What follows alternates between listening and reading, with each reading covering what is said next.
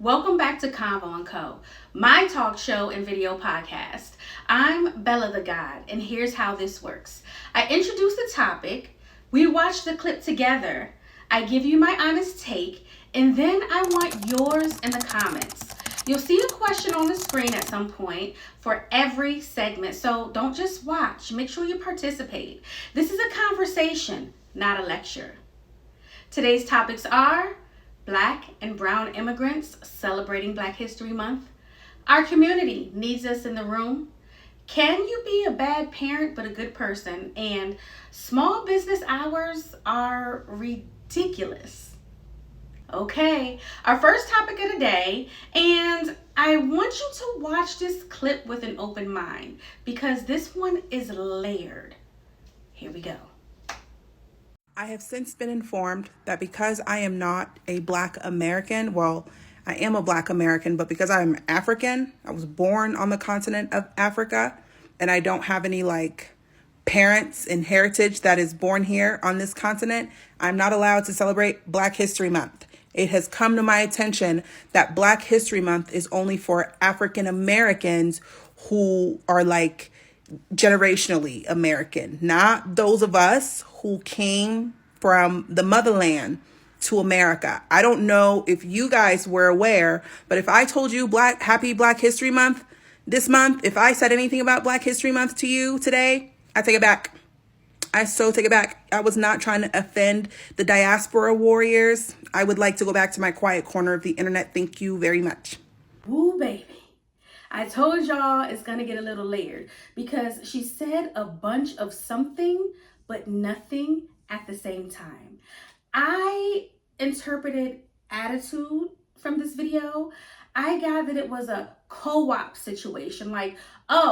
I'm born in Africa, but I'm still considered Black. So we're going to say that, Nigerian is Black History Month. And that's a hard stop, a fast stop, and a hard no.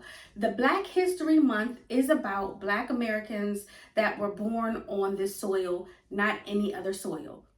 Okay? In the United States. We can't even talk the Americas. We're talking about Black Americans born in the United States. I do want to note, okay, because I take notes. I always have a good note for the people that Immigrant Heritage Month is in June. And so therefore anybody Black or brown that wanted to celebrate their immigrant heritage is more than welcome to do that in June. This is about Black Americans born on this soil. There's no ifs, ands, or buts. There's no sorry, not sorries. There's no sorries. That's just what it is. We tend to get away from what it was, just as we got away from Essence Fest when Nigerians took it over. I believe his name is Richie Lou.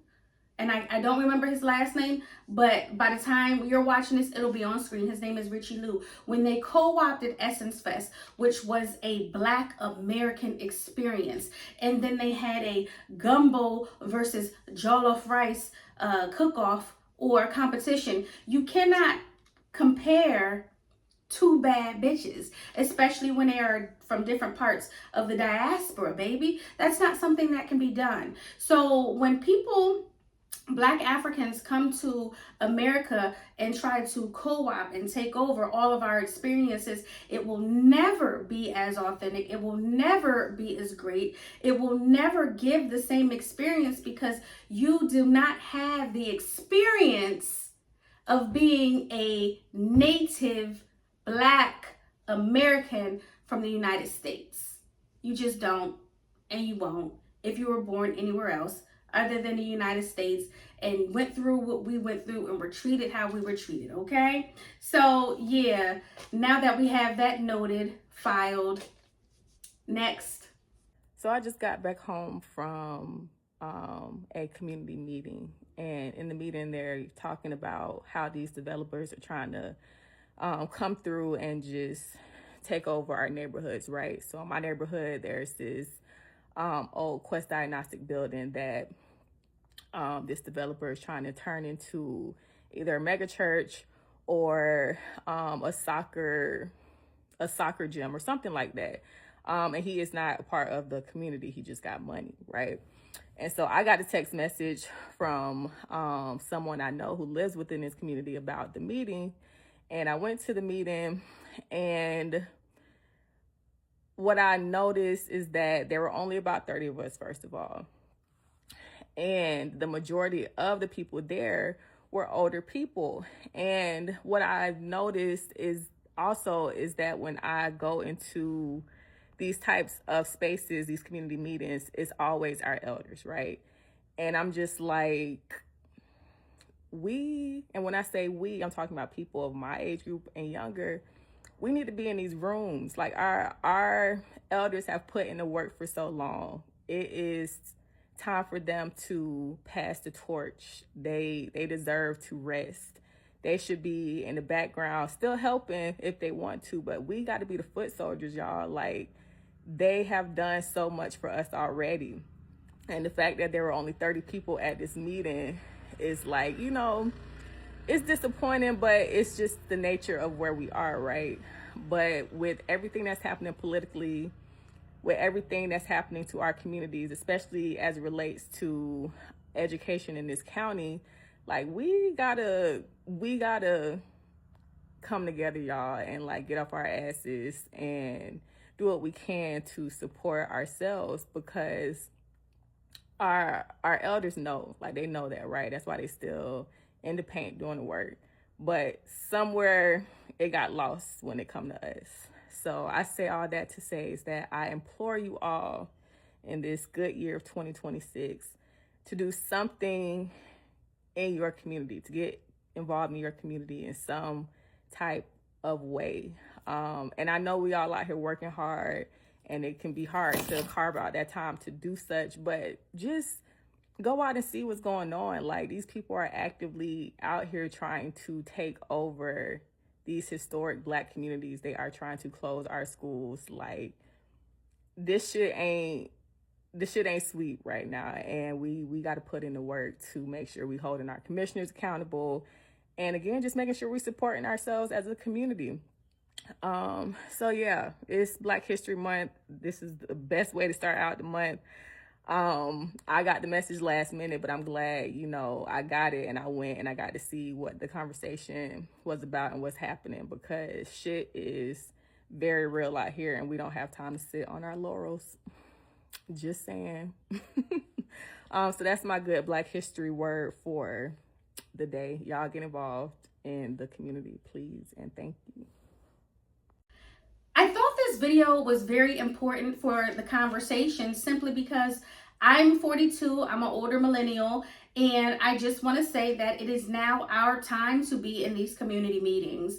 So many people have complaints once something has happened. Most recently in my area, it's the winter, there was an ice storm. And I live in Maryland, which is known as the farmland. And because there was so much ice, we literally had glaciers, guys. We had mounds of ice glaciers, and people were saying the snow hasn't been removed. The snow hasn't been removed. They literally had to bring out construction vehicles and machines to remove ice off of the streets. It wasn't your typical snow. That's just one thing that you have to think about when you are electing people, going out to these community meetings and saying, hey, why wasn't this put in place? I'm a parent. These type of things need to be thought about, because often the people that are on the boards don't have the same lifestyle as the people in the community. And the people on the boards are older, grandparents, 50s, 60s, retired. So they're not seeing what's going on. They're not understanding that all children in the county don't have Chromebooks to be able to have a remote day, or, a class on Zoom. They're not aware of that because it's not what they're living. And in order to make them aware of that, guys, we need to be at these meetings. Even if you are living in a place temporarily, so let's just say a town, but it is still a part of a county and a part of the state. So no matter where you are in a town, let's just say, oh, I'm gonna live here for a year, and then I'm going to move to the other side of the county. Your vote and your voice still matters on a local level about ensuring that your elected representatives are doing what they need to do. Also, They might not want to. I know mine would give me a horrible attitude if she had to go, and your children need to go with you so they can understand what it's like to get up for public speaking, and if they have anything that they want to say about something that's on the agenda. There's nothing like giving your children the opportunity to have a voice and make a change for your community. It's just as simple as that. It's a conversation that needs to be had. Although we still run around here and have fun and are very childish and are not like our parents, and we still live life and we still want to be outside, we have to be responsible with being outside to make sure that we still have an outside to go to. That means we don't need any more. In my area, we have an excessive amount of Royal Farms. We have an excessive amount of fast food restaurants versus healthy options in grocery stores. So we are the change, and we have to start going to these meetings, and hopefully you can get some people together in your neighborhood. Hey, even if other people don't want to go, find the elderly in your neighborhood. Hey, do you need a ride to this community meeting? We have to start bringing community back. We are such an individualistic society, and that is done purposely by our government. And you guys know I don't really get political here, but as far as local politics, we can make a change. And it starts in our backyard, and it starts us by going to these community meetings. Now that that's noted, filed, next. I have a question I want you to answer in the comments. Is it possible to be a bad parent but a good person? I want to know your thoughts. I have my own thoughts, but I want to hear yours first. Is it possible to be a bad parent but a good person? So you can interpret bad parent however it makes sense to you. I'm not going to add any context. I'm not going to define anything. As it comes to you, I want to know what you think. Can you be a bad parent and a good person at the same damn time? Love you, mean it. How go? Fuck no. You cannot be a bad parent but a good person. There's no such thing as a bad parent and a good person. And I'm going to tell you from a personal experience. My father, my biological father, abandoned my mother and I and found some woman to marry. And then what happened is he moved to Texas, became a preacher, because what happens when you open your church, guys? You don't have to pay taxes. When you don't pay taxes, what happens? You don't get child support taken out. He abandoned me. What you can even take my mother out of the equation, but as a father, he left because he didn't want anything to do with me because I was a part of that woman.